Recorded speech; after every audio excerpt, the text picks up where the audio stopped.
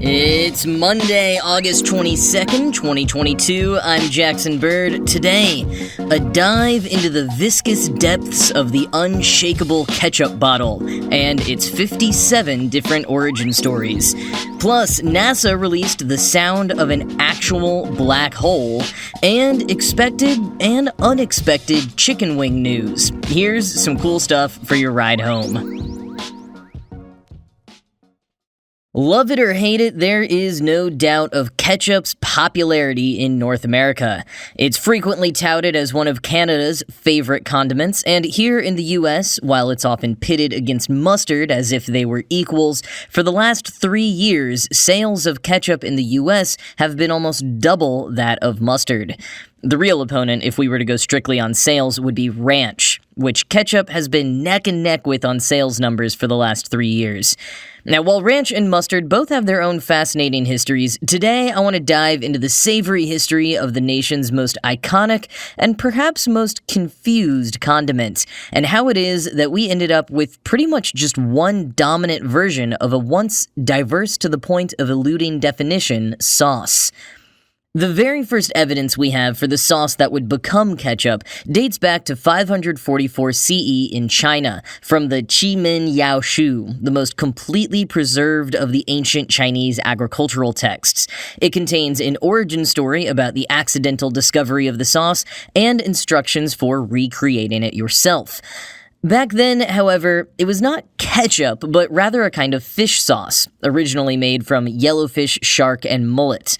And like with so many things, British colonizers in about the 1500s were introduced to the fish sauce and brought it back with them to Britain, where, over the years, they transformed it from its original version. Quoting Fast Company, "By the time the British discovered ketchup, the recipe had been simplified into a pungent, amber-colored liquid made of salted and fermented anchovies. When British traders headed back to England with a taste for the sauce, they attempted to recreate it, anglicizing it with the addition of, what else, beer. Eventually, anchovies were taken out of the sauce entirely and replaced with walnut ketchup, Jane Austen's favorite kind, and mushroom ketchup, which tastes similar to Worcestershire sauce. In fact, even as they experimented with every other variety, the English enjoyed ketchup for close to 200 years before anyone thought of chucking a tomato in the mix.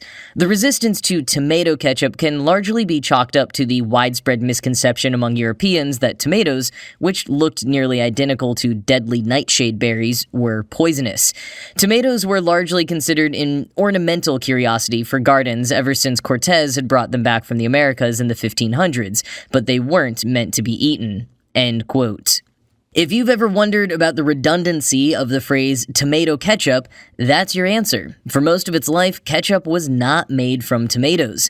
In addition to mushrooms, walnuts, and anchovies, Andrew Smith, in his book Pure Ketchup, A History of America's National Condiment, lists 50 different historical ketchup recipes, most of which have nothing to do with tomatoes. There's apricot, cranberry, lobster, mussel, rum, herring, liver, kidney bean, pepper, whortleberry, squash, wine, and several like cold ketchup, old beer ketchup, ketchup to keep 7 years, and ketchup to keep 20 years. Variety abounds. 57 varieties, you might say. And actually, quick sidebar, the 57 varieties label on Heinz ketchup bottles literally means nothing, and never has. You might think, after what I just shared, that once upon a time, Heinz manufactured all those old recipes, liver ketchup, elderberry ketchup, but no. Heinz mostly just made regular tomato ketchup, but they did also make other products, as they still do, baked beans, soups, etc. And as I'll elaborate more in a moment, Henry Heinz, founder of H.J. Heinz Company, was huge into advertising. According to Fast Company, Heinz saw an ad once for a company that made 21 varieties of shoes, and he thought that sounded pretty good, so he came up with a random number. He picked his favorite number 5 and combined it with his wife's favorite number 7, and started putting 57 varieties labels on his products, even though at the time his company already made over 60 different products. But the one important thing to know about the 57 varieties label, it's strategically placed on the glass bottles of ketchup. That's the exact place you should thump the bottle when trying to get the ketchup out.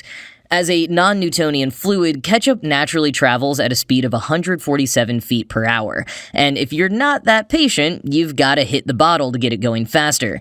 But hitting the bottom just gets the ketchup at the very bottom of the bottle moving. The force gets absorbed before it reaches the ketchup at the top.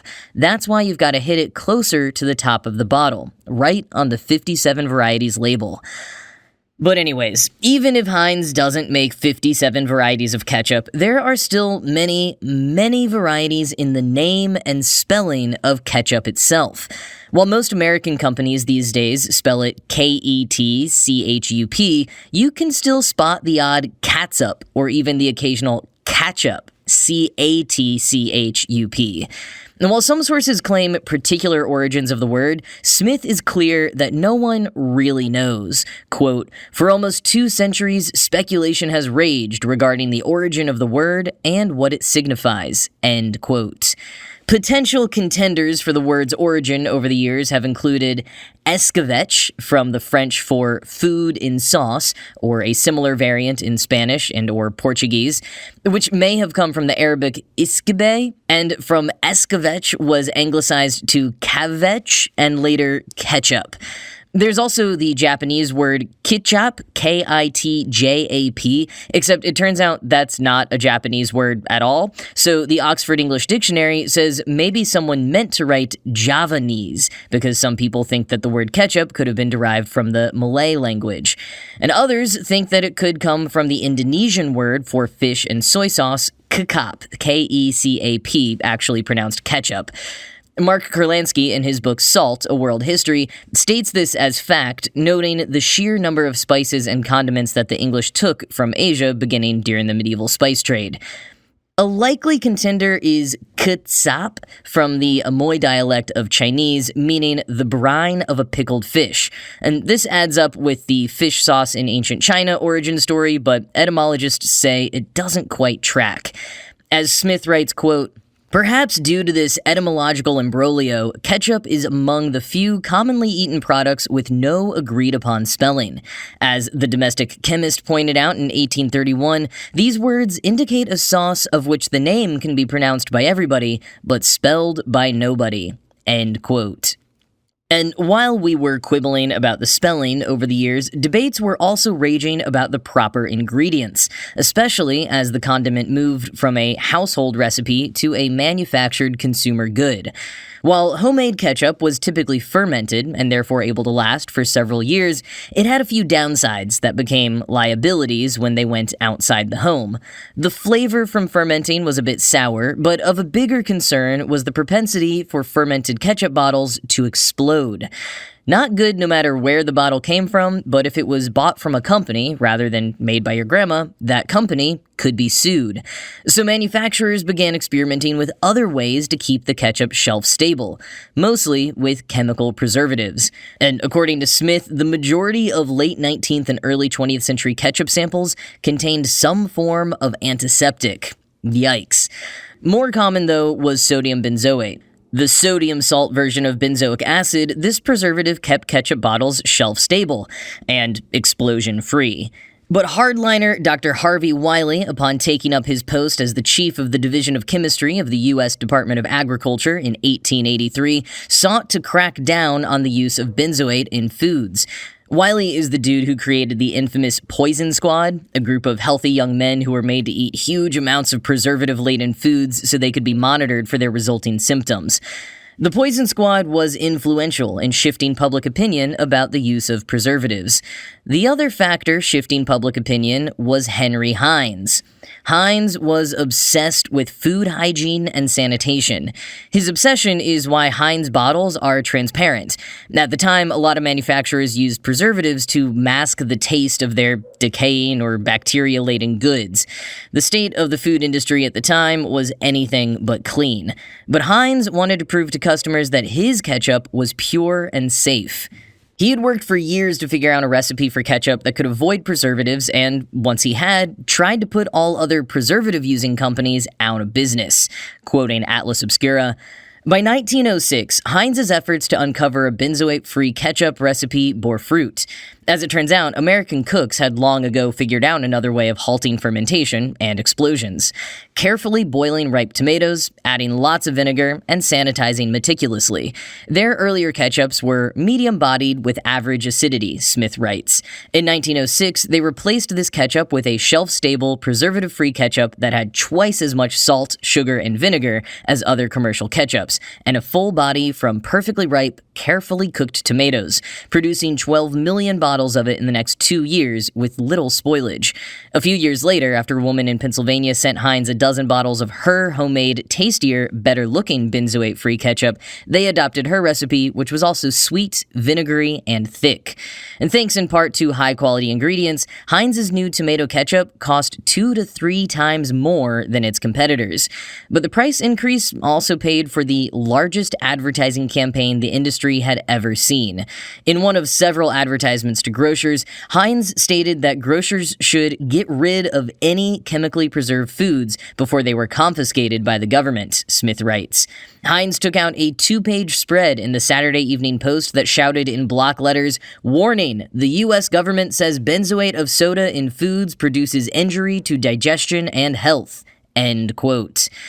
The companies that were using benzoate did not appreciate this. They formed a pro-benzoate lobby, and so kicked off several years of back-and-forth accusations. Heinz, partnering with Wiley and therefore the government, though, had the upper hand. Wiley hired various studies to support Heinz's claims, and over time, through all these messy infights and Heinz's increasingly bombastic and seemingly scientifically backed-up advertising claims, Heinz's ketchup began to dominate the market. In 1908, a new study from a President Roosevelt-appointed board of scientists showed that benzoate was harmless in small quantities. But at that point, it didn't matter. Heinz had long ago won. The ketchup companies that stuck around had stopped using benzoates to adhere to public opinion, and most of the others went under. Apart from appealing to the public narrative he himself had created, the recipe cracked by Heinz chalked up another big win in the early 1900s, according to Atlas Obscura. Being of a much thicker consistency, it stuck better to the hot dogs, hamburgers, and French fries that were fast becoming national favorites. A more patriotic sauce could not be dreamt of, though French's did try their best by introducing bright yellow mustard as a hot dog topping at the 1904 St. Louis World's Fair. But that is a story we'll have to catch up on another day.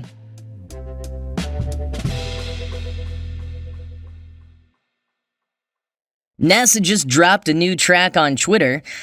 Actually, they released it back in May, but it's getting a lot of renewed attention thanks to the agency's Exoplanets Twitter account sharing it over the weekend. This particular track is a data sonification of a black hole. As NASA explained on Twitter, quote, "The misconception that there is no sound in space originates because most space is a vacuum, providing no way for sound waves to travel. A galaxy cluster has so much gas that we've picked up actual sound. Here, it's amplified and mixed with other data to hear a black hole." End quote. And before I go any further, let's just listen to this black hole.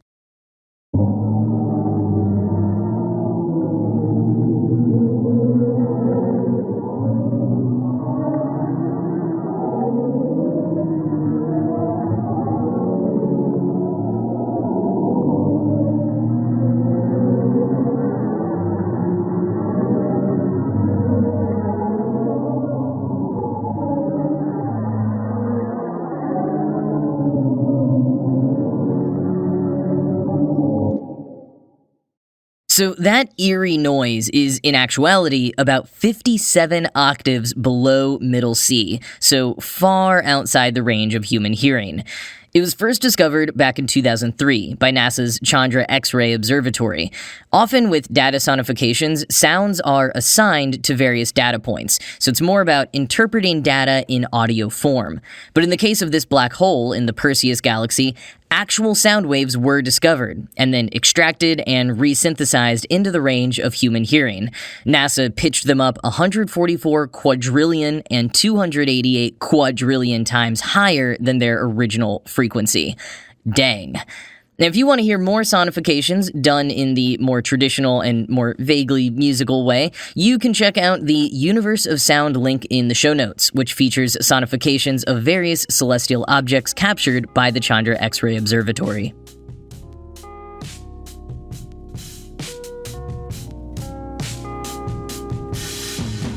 If you've ever wished you could take that sticky, sweet, and savory taste of a chicken wing with you all day, wish no longer. Applebee's recently launched a chicken wing flavored lip gloss called Saucy Gloss. In collaboration with beauty brand Winky Lux, the restaurant chain has produced 4 different lip glosses inspired by their most popular chicken wing flavors. For $18 a pop, you can get Give Me Hot Buffalo, Sweet Child Kiss, Be My Honey Pepper, or Honey Barbecue Tea. As Applebee's warns on their website, quote, "Lips may be ultra kissable after use. While supplies last, get them while they're hot, hot, hot. Glosses are not for eating. Come to Applebee's for that." End quote.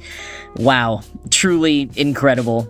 The lip gloss line was launched on July 29th, a day that is coincidentally both National Chicken Wing Day and National Lipstick Day. And while the site says that they're available while supplies last, the lip glosses are still available on the Winky Lux website. They're not sold out yet. And speaking of chicken wings, you may not have to depend on these lip glosses to get your fix anymore. According to a new USDA report released at the end of last week, chicken wing prices in the US have dropped back down to their pre-pandemic levels. Although, as Today points out, prices may go back up with demand as NFL season kicks off on September 8th. So, just this once, if you're really a big chicken wing fan, might not be a bad idea to get a huge bag of them to freeze while the prices are low. But that is it from me for today. This show was produced by Ride Home Media. I'm Jackson Bird, and I will talk to you again tomorrow.